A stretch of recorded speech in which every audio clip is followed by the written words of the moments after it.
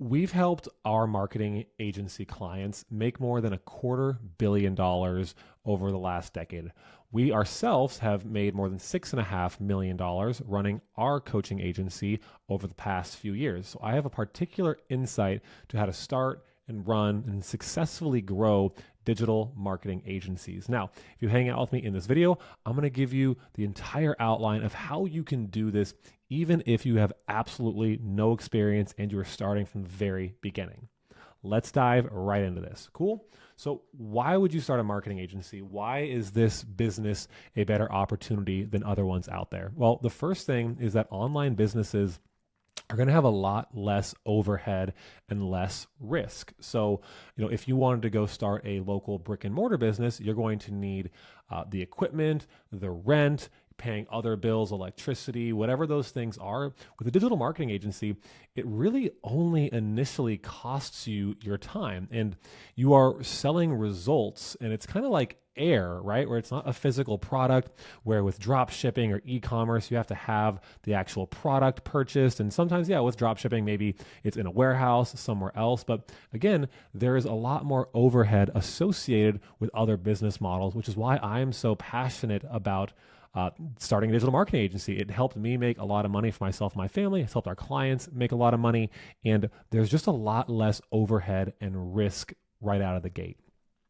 You can charge really high prices, right? When you're doing, say, like e-commerce or, maybe even just software, you're charging prices that are commodity prices, right? And obviously there's the luxury end of the market, but most people, when they start these new businesses, they don't know the value that they bring to the market yet. And so they charge at the bottom of the barrel, and it makes it difficult to make the type of income you want to be able to leave your full-time job. Or, if you're in school or college right now, it makes it challenging when you're just getting little bits of money here and there versus the ability to sell one client at $2,000, $3,000, $4,000, $5,000 or more per month, or, charge a client $5,000, $10,000, $20,000 for a website.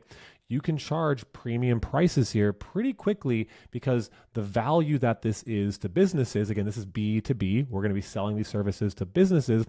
Businesses can afford to pay more than just average consumers. So B2C businesses, where you're selling to just the consumers, they're going to have less money to spend than businesses. And also, only if you allow yourself, there's just less moving pieces, right? When you can simplify your agency down eventually to one offer, one niche, one acquisition channel, there's just going to be less moving pieces, less variables, and it becomes easier to scale than other businesses where, again, you may have to get multiple locations and manage different employees at those locations, and you can't be at all places at once. This you can do remotely from anywhere in the world, and it's, in my opinion, one of the best business models to get into if you are considering starting an online business. Now, let's assume you already, jumped in. You don't need me to convince you why this is a good business. Let's talk about the absolute basics, okay? So the absolute basics for really any business, but also for your marketing agency, are going to be to register your company, right? We need to make sure that the government knows we are a real company. We need to be able to pay our taxes. So I recommend a website called Zen Business. I think it's like $100 per year, and they will let you register your business as an LLC, an S Corp, or anything like that. Now, disclaimer, I am not an accountant. I'm going to recommend that you do an LLC, limited liability corporation. That way you can just disassociate your own personal assets, money with the business. But that's just a recommendation. It's not actual legal or accounting advice or financial advice. Asterisk, not a lawyer, not a financial advisor. But this is something you just need to do. It's very simple, and it will give you an employee identification number that you can use to get a bank account, pay your taxes, do all that stuff. Cool? All right, next is you get a bank account, right? You go to your local credit union, you go to Chase, Bank of America. I don't really care. Go get an actual business bank account. It's different than your personal bank account, and that way you can associate that bank account with your EIN and your business registration. And the third piece you need is just a way to get paid, right? You need a payment platform. So things like PayPal and Stripe are okay. I would prefer to use a platform more like Numeric. This is what we personally use. There are far, far less fees associated with this than Stripe, and you have a lot more control over your money because unfortunately, PayPal and Stripe, the ones that are really easy to kind of sign up with and just start using right away, those tend to have a lot of control and power over your business. And if you're processing, $5, $10, $20, $100,000 per month in the business, and Stripe just decides like, hey, we don't like what your business is doing, we're going to shut you down, that puts you in a very, very precarious spot. So these are just the baseline things you need to actually have business: registration, bank account, and a way to get paid.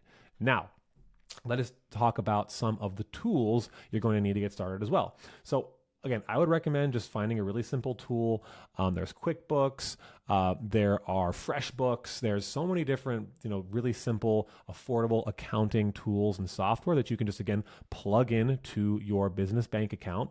And that way it'll just automatically organize and track all your expenses, so you don't have to do it manually at the end of the year or every quarter when you're filing your taxes. Also, quick sidebar, I would be paying your taxes quarterly, and if you're not, make sure you're putting at least 20% aside for the end of the year.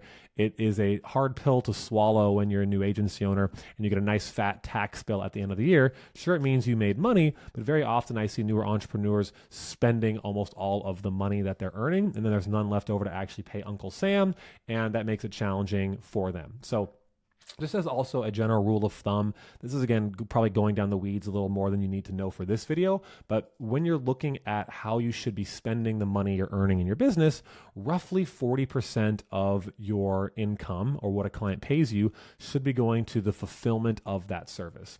About 10 to 15% should be on acquiring more clients. So this could be running paid ads, sponsoring local events, hiring a VA to do outreach, as well as mentorship costs. Yes, there should be a place in your budget for this. I'm biased, not only because we run a mentorship company, but because of how impactful it's been in my life to not just have to learn things the hard way and go through all of the trial and error. So this is a consideration there.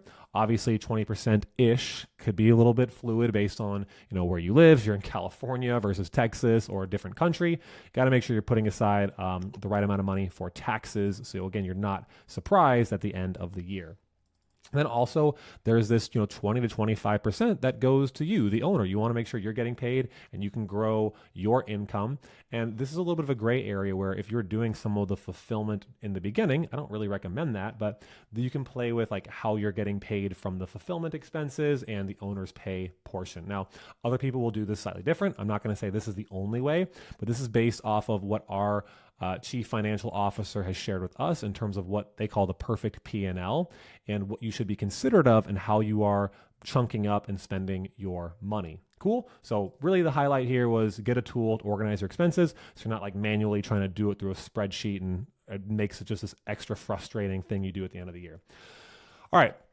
You're going to need some kind of CRM. The one that we're going to recommend is called High Level. I will drop a affiliate link to that below where you can sign up if you're not already on this platform. But essentially, High Level just gives you a place to not only actually resell that tool to your customers and make more money from that tool as an offer, but for your own personal business, it's going to be key to organize all of your sales opportunities. So your leads, your customers, so you can follow up and stay organized. This is going to help you make a lot more money, and it is a key part of your business. I will say, and just because I'll go into this a little more depth later, there's so many snapshots and add-ons and templates for platforms like High Level. Very often, those additional tools are not going to be the thing that set you free or grow your business. It's going to be how you use the tools. So we're keeping it really simple. We just need a CRM. If you are more, if you like platforms like HubSpot better or there's so many different tools out there. I really frankly don't care. I am biased towards High Level because they're a great platform and they've been a long-time sponsor of this community, but you can use something else, right? It doesn't really matter as long as you have a place to organize your leads and opportunities. Cool. Next is going to be just some kind of project management tool, right? You obviously want to make sure you are on top of where client projects are, where they are in onboarding, and just keep yourself organized. This can honestly, again, very much like High Level or CRMs, become this overbearing, like giant elephant in the room where there's so many options and so many things you could do. Just use it as a simple way to stay organized. Nothing too crazy. All right. So let's talk about this. I went in more depth in my last video about the idea of business owner versus freelancer. There's nothing wrong with being a freelancer inherently, but what freelancers do is they do all the work. And so you will max out your capacity very quickly if you're trying to do all of the fulfillment yourself versus a business owner who can sell the product and then have a team fulfill that product on their behalf. So every time they sign up a new client, they don't have to drop everything they're doing, and you can actually grow the business. This is a big mistake I made at the beginning of my agency, and I'll tell you a little bit of a story about that later. And I already talked about this a little bit because we were talking about the tools. More tools will not save you. Getting all of like these AI things and all of these other like social media posting tools and like those tools are not going to build your business at this stage. When we are starting from the ground up, it's going to be about how much time, energy, and effort you're putting into generating opportunities, not what tools you are using. Okay? Pick some tools, run with them. You can change them later. It's not that big of a deal. All right. In terms of who do you serve, right? Who are your actual customers going to be? So, and how do you serve them? So I have a couple of different considerations here. There is a do-it-yourself offer. There's a done with you offer, and then there's done for you. If you're in the marketing space, you are very likely going to be selling a done for you offer, which essentially means you do all of the work and the clients just get the benefit of that outcome. Done with you is more of like coaching, mentorship, consulting, those types of offers, which can work well. And again, this is a kind of a platform we built our company off of. We're in the middle of, mostly done with you, but some done for you as well to make the process easier. And then there is do it yourself, which is more like a course or a piece of software you sell. I'm going to recommend staying away from do it yourself for now, because if you're putting the onus on your clients to get the results for themselves and they don't know what they're doing, and very often they're good at what they do, but they're not great at marketing and sales, which is why they're looking to you to help. This is not going to be a offer I would probably lead with until you've hyper productized your offers to a point where someone could just do it without you. But don't start here. I actually like done with you, not in terms of the initial offer you sell, but in the framing of how you sell it. I want to recommend, as a new agency owner, you do sell done for you, meaning you do everything for them, but there needs to be the expectation and mindset that they need to do things with you. Very often you'll hear this cliche of, oh, the leads are bad and they all suck. Well, did you work the leads? Did you call them? Did you follow up? There needs to be some expectation of skin in the game, of things that they will do with you to make sure that the done for you things that you are selling in your offer actually get over the finish line and they don't just churn you out because, oh, you're like every other agency, you just send me leads. Don't do that, right? Have the expectation of what they need to do with those leads and maybe even a process to help them nurture those leads automatically, where it could be through automations, AI, whatever, that make the process easier for them, less friction, less effort. All right. So in terms of another mindset around like who do you serve, you want to be in a place where you're helping winners win more. Now, this might sound a little rude, but just I hope you know where I'm coming from when I say it. It's very hard to help someone in a losing position start to win. So this is a good example of this is startups, right? It is very unlikely you're going to be working with these massive companies that have huge funding that, when we say startup, you're usually picturing Facebook in the beginning stages or that TV show Silicon Valley where, they have these tech companies, but they have massive funding behind them. It is very unlikely that you will be working with those types of people out of the gate, right? Those people are very cautious about where they invest that money from their investors, and they're likely not going to work with someone who's brand new. But you also don't want to work with the entrepreneurs in your community who are just starting their own businesses. Maybe you are telling yourself some narrative of how I'm passionate about helping startups and like people grow their businesses, but those people in the same spot that you are haven't really figured out their business yet. They haven't validated maybe there's a need for it. They haven't got their product market fit dialed in, and they're going to put a lot of that pressure on you to figure out their own business while you're just trying to figure out yours. So what I'm going to say is help people who are already in a good position in their business. They've already got an established customer list. They've already been doing it for a number of years. They're good at what they do. They got positive reviews. It's going to be a lot easier just to layer on a couple things to help them win more. And I'll talk about that more here in just a second. But traits of good clients are people who are already spending money on advertising, right? It's a lot easier to get someone to move money around that they're already spending or spend a little more on that thing than to convince someone who's not spending money at all on that. Because the people who are already spending money have already been voting with their dollars and time that, hey, this is important to me, versus people who aren't, might not believe in it yet or might not be growth or not have a growth-centered mindset, and again, makes it more challenging for you to help them grow and see the beliefs that they need to have and make the investments they need to make in order to grow their business. Now, another trait that I look for are any industries or clients that have a high customer lifetime value. What does that mean? Their customers spend a lot of money with them. I use this example of a roofer versus a pizza shop, right?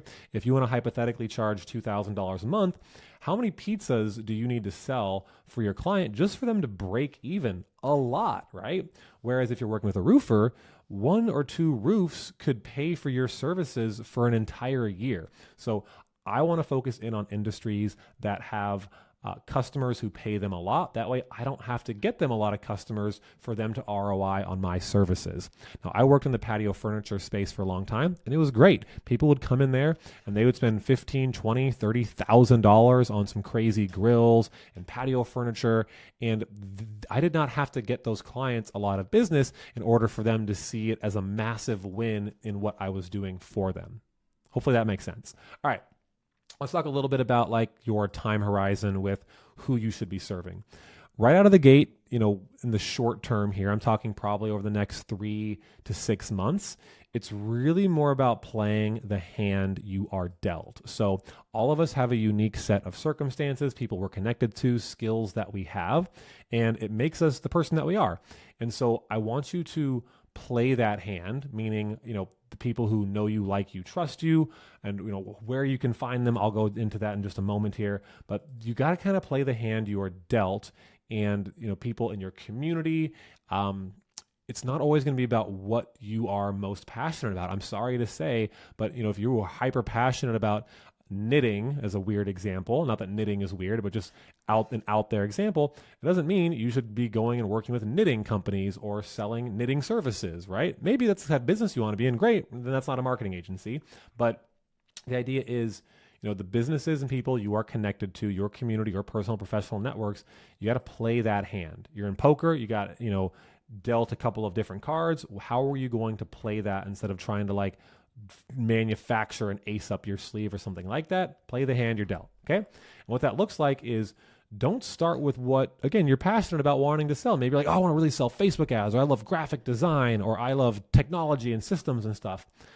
Real talk, they don't care what you are selling. They care about the outcomes. And so you need to start with who you want to serve, or who the individual is that you are selling to, and then manufacture and create an offer that would help them. Because, if you're selling, for example, like missed call text back to a company who already has, or an industry that already has for everyone 24-hour call centers, they're not going to need that. They're not missing phone calls. They're picking all of those up. So again, you need to figure out who you're serving, and then what services you can sell that help get them to the outcome that they want.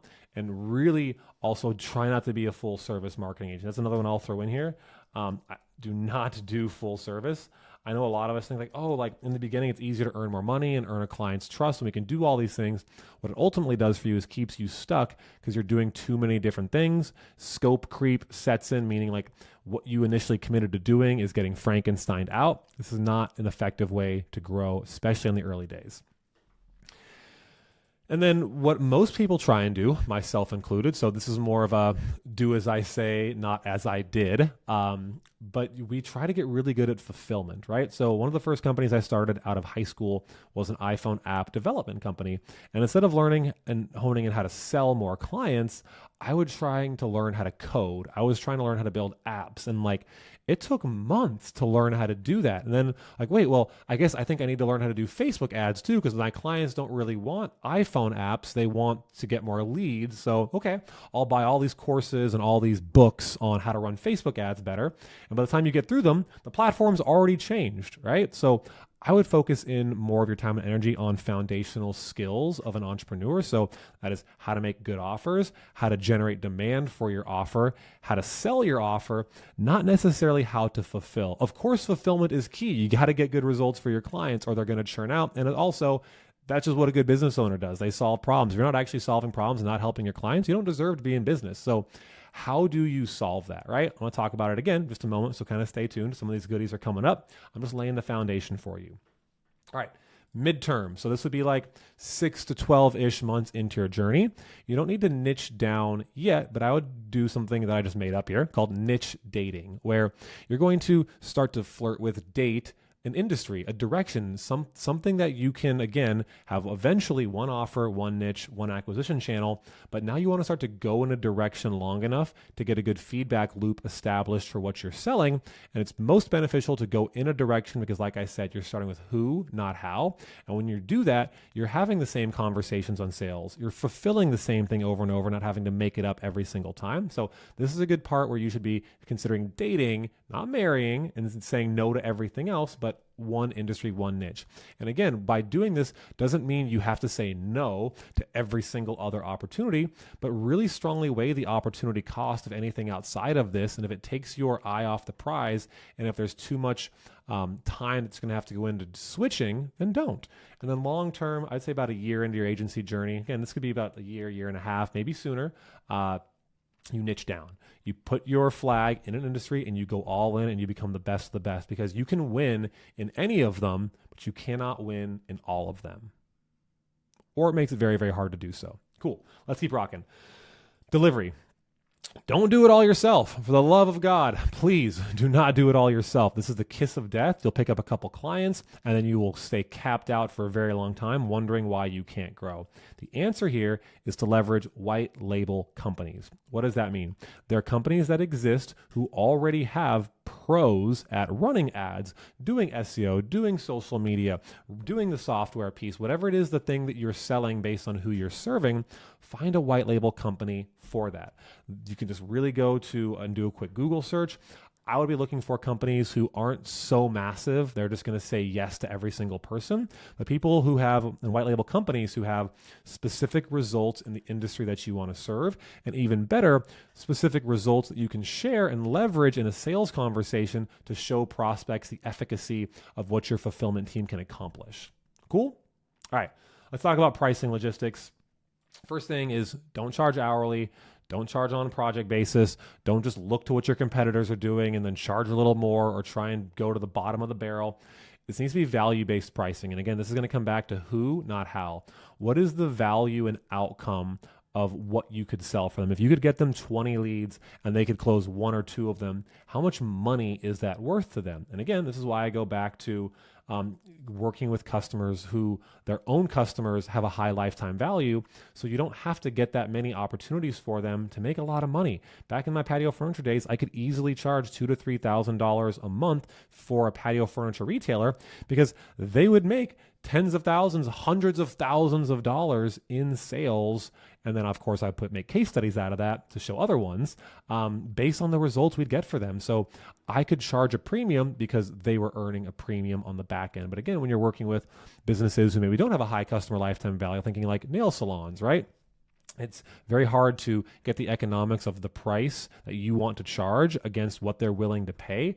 And it just creates a lot of friction in your sales process. So you're going to base the pricing of what you do on the value your customers receive.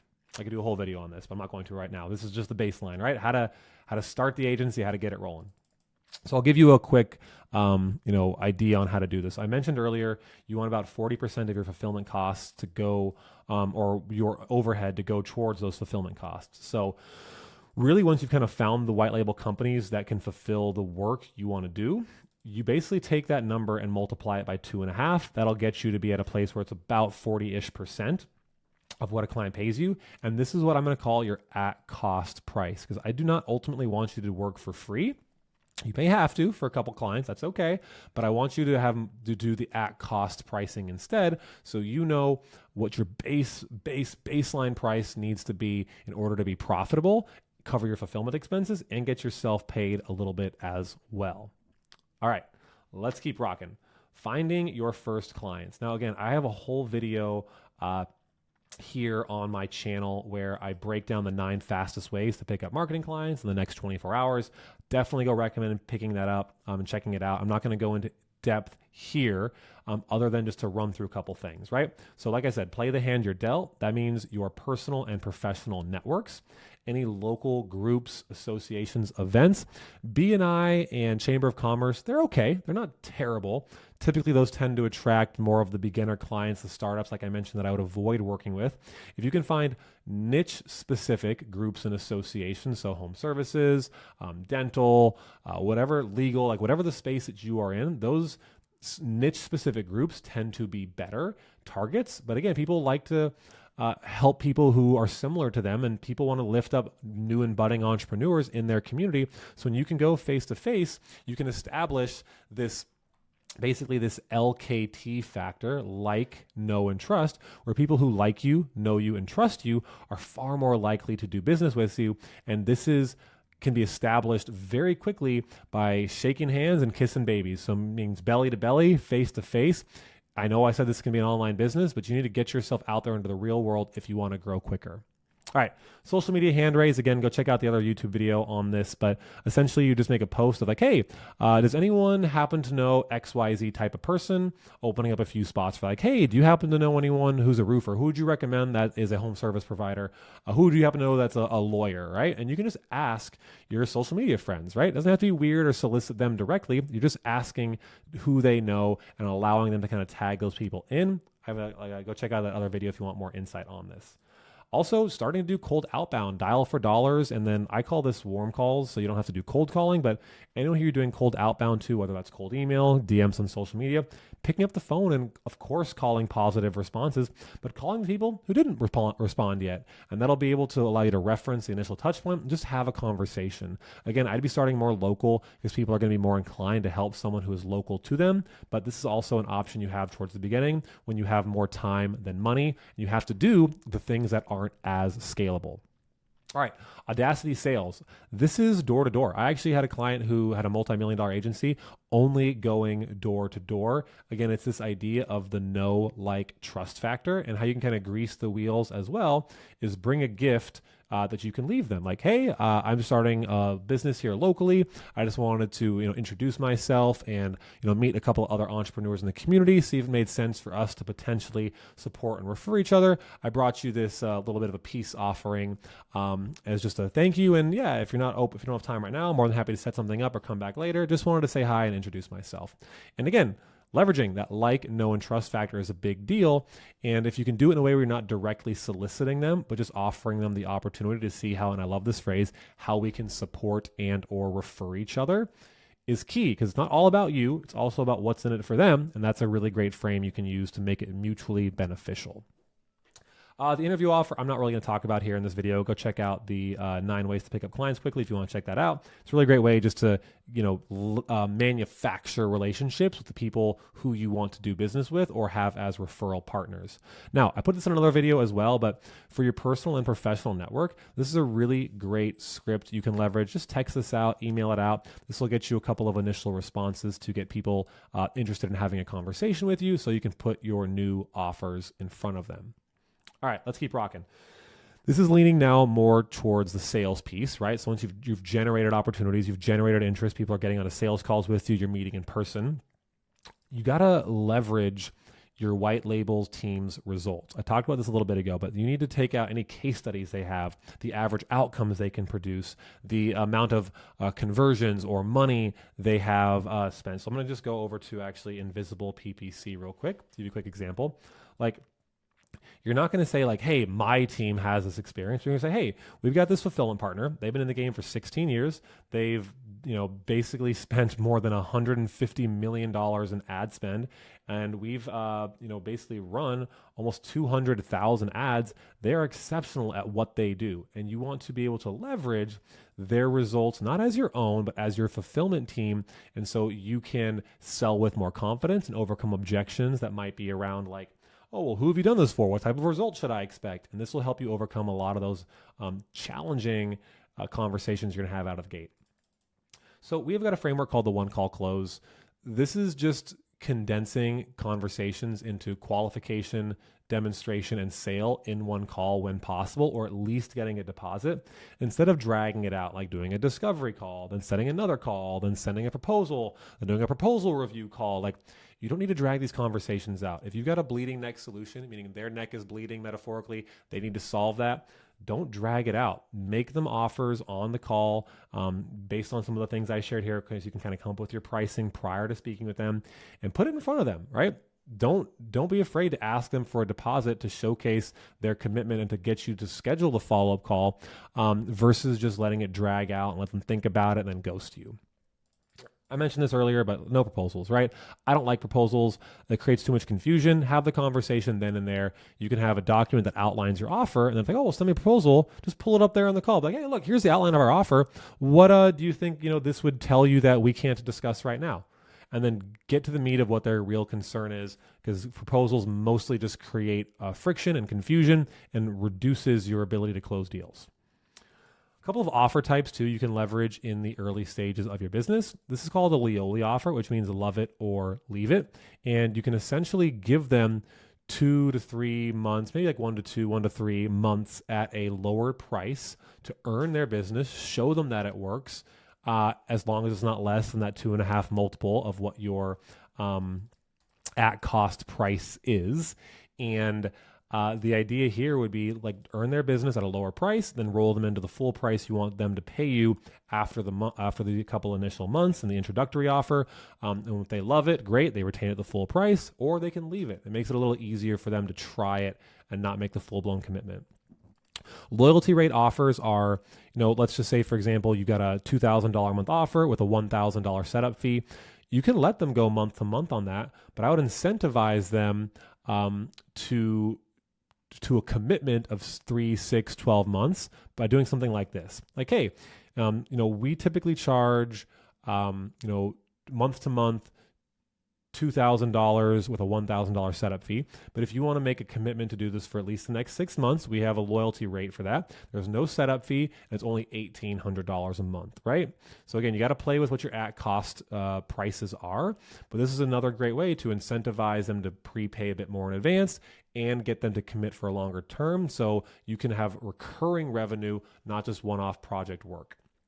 And also, I would much rather do an at-cost trial where, again, it's your bare bones pricing of that 2.5 multiple instead of doing a free trial. Going out of pocket yourself to pay the fulfillment team is not ideal. You can do it, but I probably wouldn't unless you're the one doing the fulfillment. But again, this is where we talked about earlier. You doing the fulfillment creates this vacuum where you just get stuck pretty quickly. So try not to do anything for free. If you ultimately have to get a couple of your first businesses over the line to get them to commit to this, I'm not going to say no. It's just not ideal. All right. Objection handling. A lot of you, who are maybe newer to sales or do not have a sales background, objection handling is really simply you just getting on the same side of the table as them and having a conversation with them about what they need to do to make this happen. So whether it's this is too much, or I don't have the money, or I don't have the time, or I need to talk to my spouse, my partner, I need to think about it. It's always like, hey, so hypothetically, if you did have the money, would you do it? Hypothetically, if you did have the time, would you do it? Hypothetically, if your partner was on board, would you do it? To make sure that is the real objection, they would do it regardless of that. And then you just, hey, so what do we have to do to find the money for this? What do we have to do to find the time? What do we have to do to get your partner on board? Or what is it that you need to think about? And then there's obviously, we can go way down this rabbit hole. I'll do more videos on this in the future of the psychology behind decision-making and sales and objection handling. But at its core essence, it is not you against them. You need to get on the same side of the table with them and be a partner with them to help talk them through what they need to do in order to get the outcomes that they want, and let them be the one who comes up with the ideas and the creativity on how they're going to actually do it.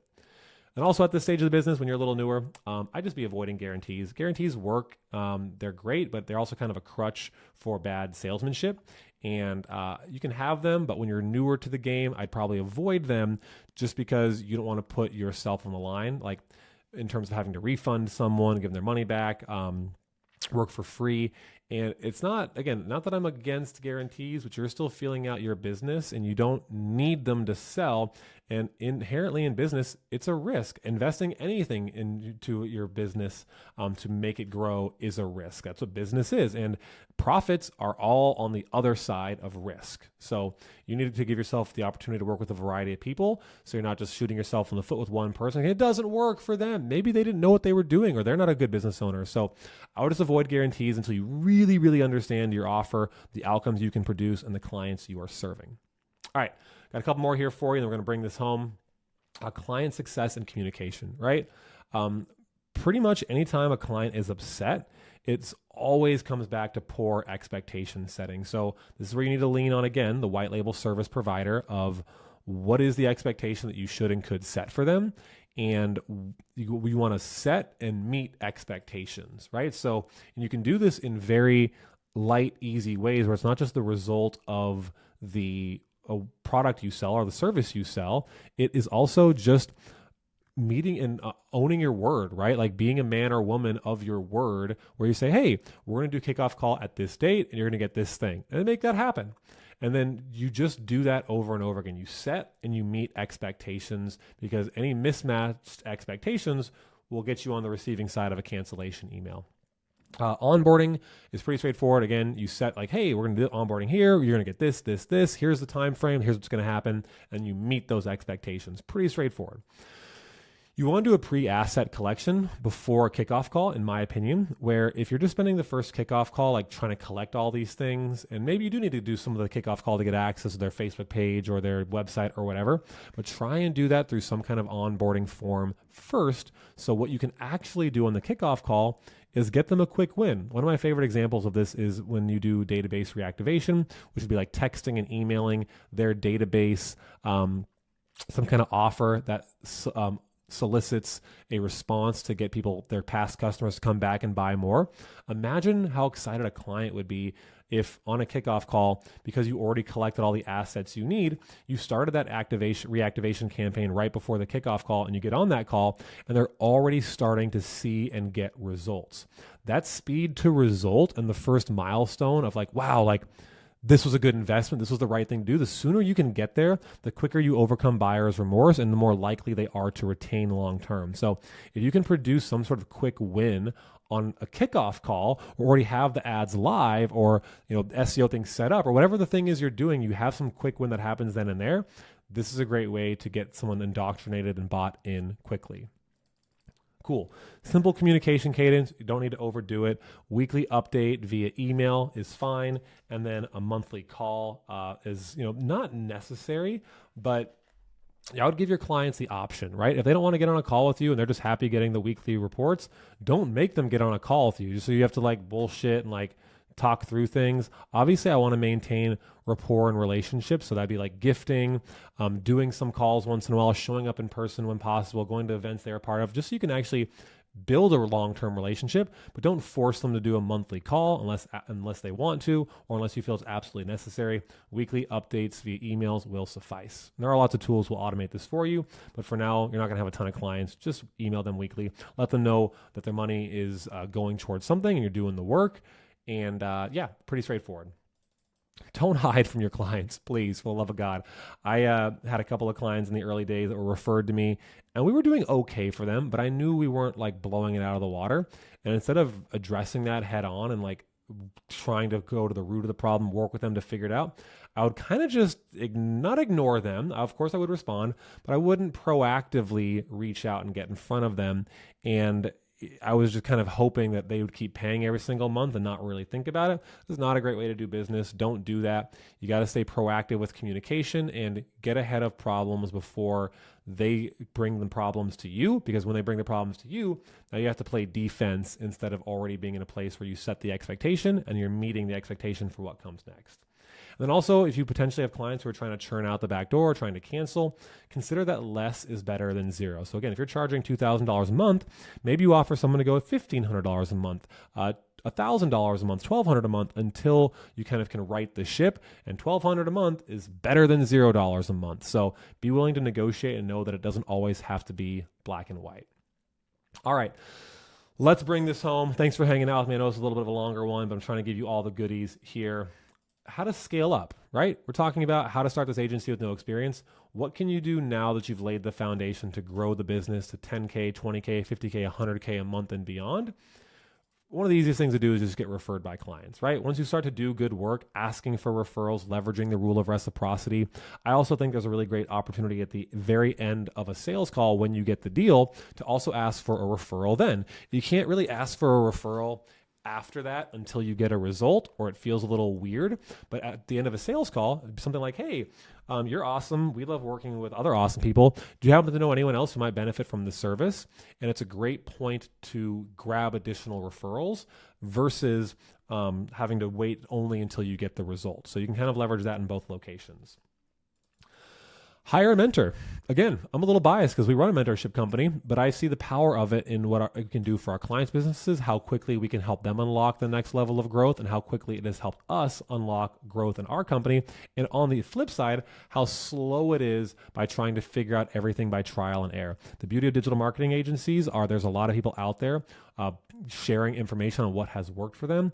Just be careful of anyone who has had a very limited success and starting to sell programs on that limited success. Again, we've been in this space for more than a decade, more than 15 years if you count our back in the agency days for my business partner and myself.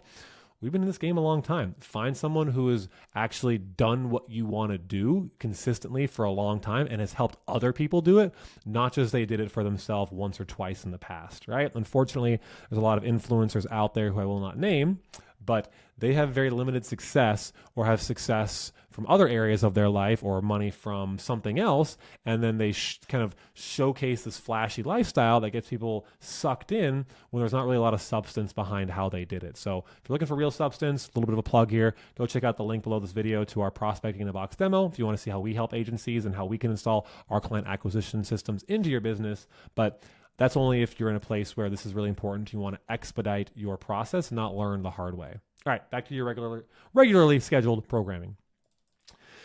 SOPs, cool. If you haven't know what this is not SOAPs. This is standard operating procedures. It's really simply just documentation, video, and written on processes that you do repeatably in your business so you can eventually give those to other people to do for you. I'm very much a believer of, watch me do it. Let's do it together. Then I'll watch you do it. Don't just hire someone with no process and structure, expect them to come up with it and be successful. Document what you're doing so it's easier to hand that off in the future. You're also, as you're going to scale up, you need to hone in that offer, very much like you're going to hone in your niche. You need to hone in the promise of your offer, the outcomes you sell, the deliverables, the pricing, and all of these do not happen in a vacuum. They happen in the real world by selling. And if you're not earning, learning, and getting feedback, and by executing for clients who are happy, clients who don't get results, like where are you getting this feedback loop to hone in your offer and make it better? Where you're starting at maybe your iPhone 1, how do you get this to the iPhone 16 Pro Max or whatever they're on now, right? You need to iterate on your offer, and it never is finished. It is always a growing monster and process and beast. You need to feed with feedback. All right, a couple of hires here, right?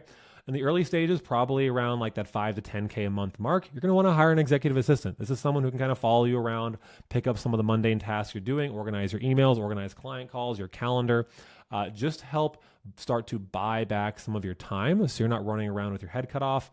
And this could, again, they could help with things like the lead gen side of this potentially, project management, and really an EA is your right-hand person to help get things done when you're not trying to do it all yourself.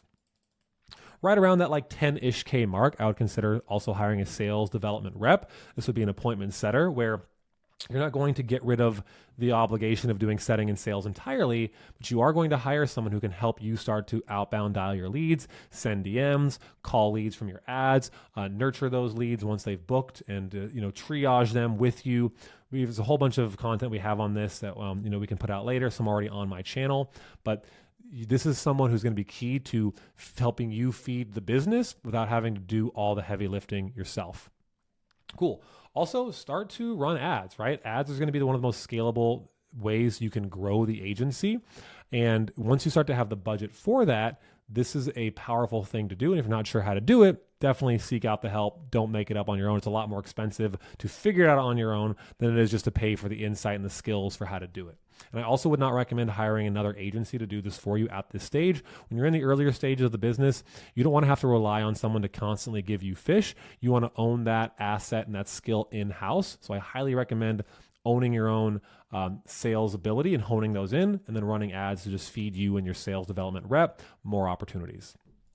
A little bit longer term, this is probably flirting with the 20, 30, 50K a month range. You will potentially want to bring your fulfillment in-house. It will allow you to control the margins a bit better, and it will allow you to have more control over the end product. But I've still seen, multiple seven-figure companies and beyond leveraging white label companies indefinitely.